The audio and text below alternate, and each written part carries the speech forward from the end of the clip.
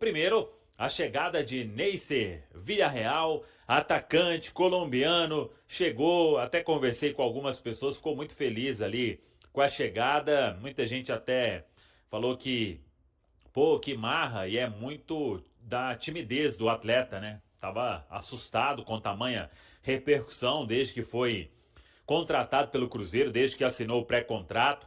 Já teve contato com todo mundo na Toca da Raposa 2. O Cruzeiro preparou uma recepção aí para que ele se sinta cada vez mais em casa e comece esse período de adaptação. O clube aposta muito, fez uma contratação em que o Cruzeiro teve que se esforçar muito, porque eram vários clubes de olho, principalmente quando teve a possibilidade de assinar pré-contrato.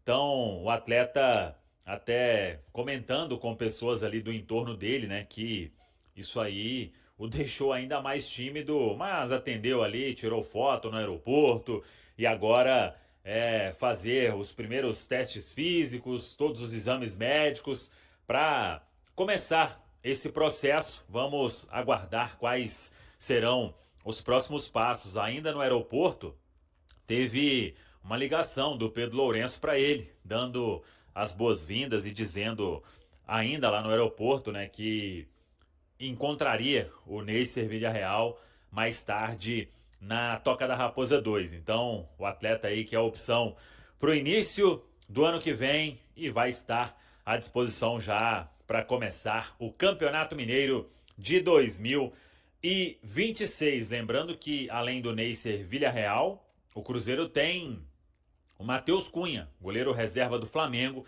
que também assinou pré-contrato para a próxima temporada. O Neisser, um pré-contrato de 5 anos. O Matheus Cunha, um pré-contrato de 3 anos. Vamos, meu garoto!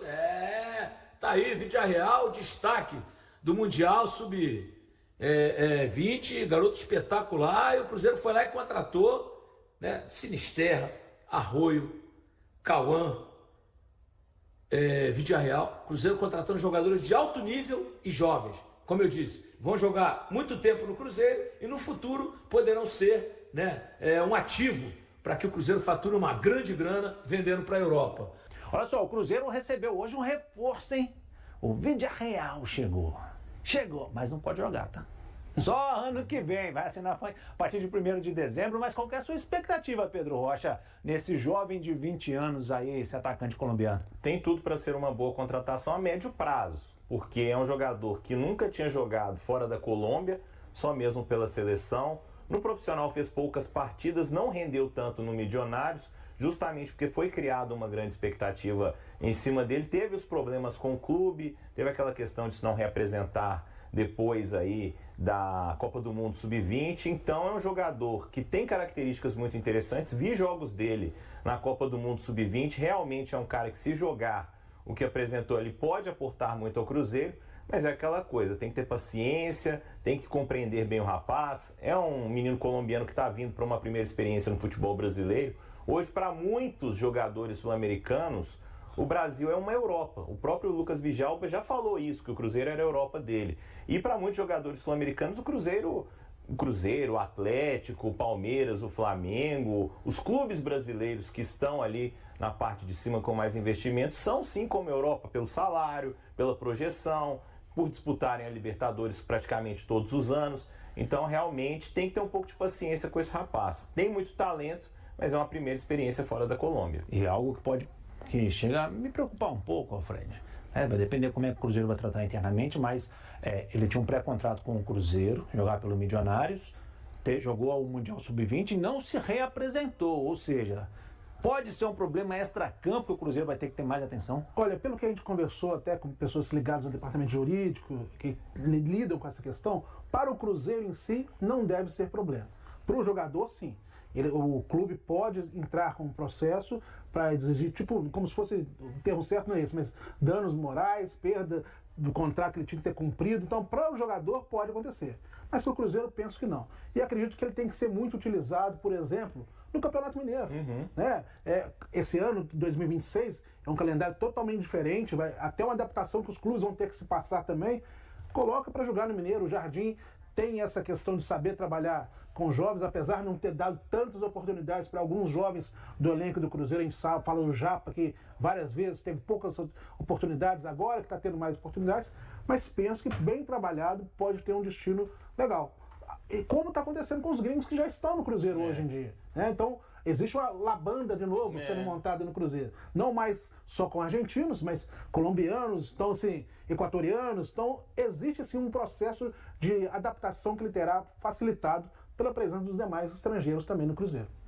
Hoje ele disputaria a posição ali com o Sinisterra, né, mas pela esquerda, ou talvez pelo meio com o Matheus Pereira, que ele é um jogador mais centralizado, um segundo atacante, e teria que quebrar a cabeça do Leonardo Jardim. Mas antes de quebrar a cabeça por isso, Leonardo Jardim tem que fazer contas, porque o Cruzeiro está na briga pelo título. Vamos ver como é que ficou a classificação após essa rodada, na parte de cima, para a gente entender que a situação do Cruzeiro não é muito complicada não. O Cruzeiro tem 68 pontos, um jogo a menos que Flamengo e Palmeiras. Se ele vence o Ceará, ele assume a segunda colocação, passa o Palmeiras e fica a 4 pontos do Flamengo, faltando 6 a serem disputados. Vamos dar uma olhadinha nos confrontos das equipes que faltam pela frente, que o Cruzeiro, depois do Ceará, ele tem o Botafogo pela frente e o Santos fora de casa, brigando contra o rebaixamento. O Flamengo vai pegar o Ceará em casa.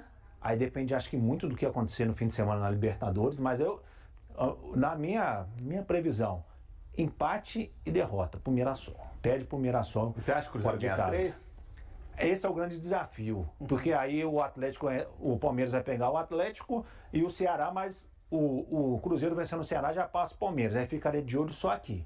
E o Ceará pode estar ainda jogando a vida dele contra o Palmeiras. Pode estar aqui no final. Mas aí a pergunta que o Pedro mandou que é essa. Será que o Cruzeiro vence as 3? Eu tenho dúvida, principalmente com relação ao Santos. Lembra como foi no turno?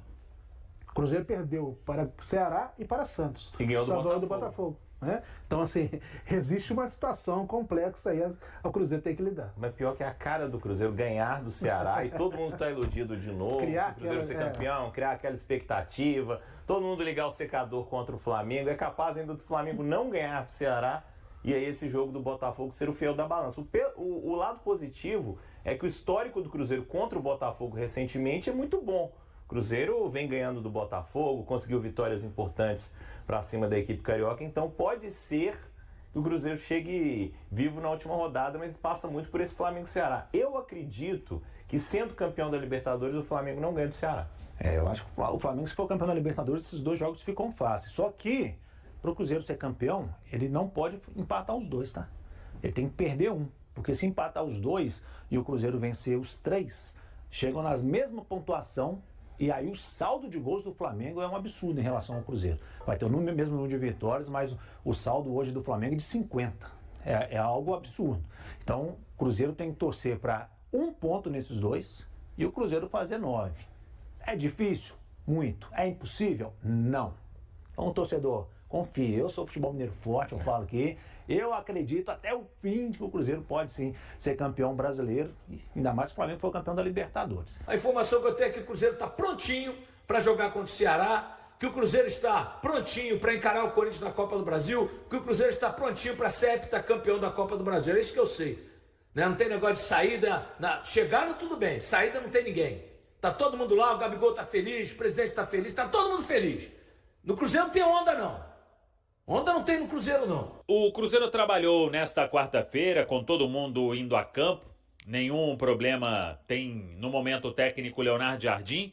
Para sábado, a única ausência a princípio, o desfalque de Lucas Romero, suspenso pelo 3º cartão amarelo. E aí vamos ver o que o Leonardo Jardim vai fazer, né? Principalmente quanto à formação. Mas, claro, é uma tendência de um Cruzeiro muito forte para assumir a vice-liderança da Série A. Precisa de uma vitória diante do Ceará, que hoje se encontra ameaçado pelo rebaixamento. Até sobre essa questão, muita gente falando sobre sonhar com título e por aí vai.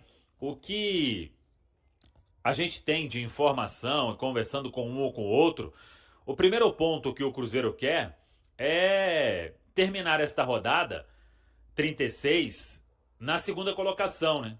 Para isso precisa vencer o Ceará. E depois vai ver o que acontece. Ninguém, no momento, está fazendo cálculos, temos que chegar ali e isso e aquilo, preocupar com o adversário, porque o principal é vencer o Ceará. Se não tiver vitória no sábado, nada para frente vai fazer sentido quanto a esse quesito de se brigar pelo título do Campeonato Brasileiro. E também sem jogar uma pressão maior do que precisa para este momento, para o jogo de sábado, às 21 horas, às 9 horas da noite, lá no Castelão, em Fortaleza. Vamos acompanhar em loco este duelo e ver se o Cruzeiro vai terminar a rodada aí ultrapassando a equipe do Palmeiras. Seria bem legal, faltando 2 rodadas, diminuir para 4 pontos a diferença do Flamengo e ainda estar na segunda colocação. Confesso que engrandeceria ainda mais a campanha do Cruzeiro na Série A do Campeonato Brasileiro. Então vamos aí por etapas, é foco total neste jogo de sábado, que será apitado pelo irmão do Wilton Pereira Sampaio. Sávio Pereira Sampaio é o dono do apito. A CBF definiu isso hoje, a comissão de arbitragem da CBF. Então, Sávio Pereira Sampaio será o dono do apito neste compromisso de sábado.